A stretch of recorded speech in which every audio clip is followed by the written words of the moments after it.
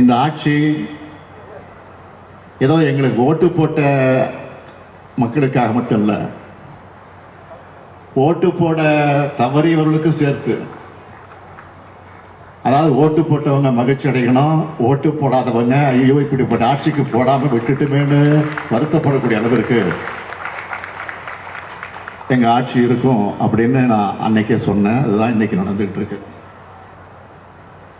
பல்வேறு திட்டங்கள், அதை குறிப்பா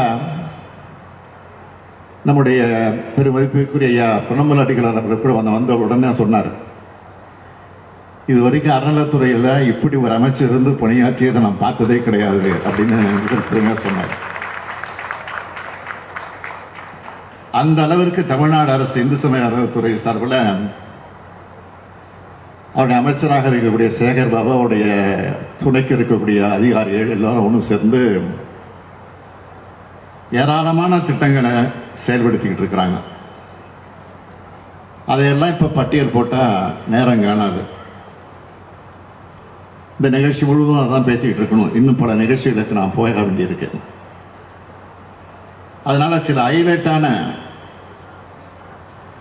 சில திட்டங்களை தலைப்பு செய்திகளாக மட்டும் நான் சொல்ல விரும்புகிறேன். இது வரைக்கும் 1400க்கும் மேற்பட்ட கோயில்களில் குடமுழுக்கு நடத்தி இருக்கக்கூடிய ஆட்சி தான் இந்த திராவிட மாடல் ஆட்சி.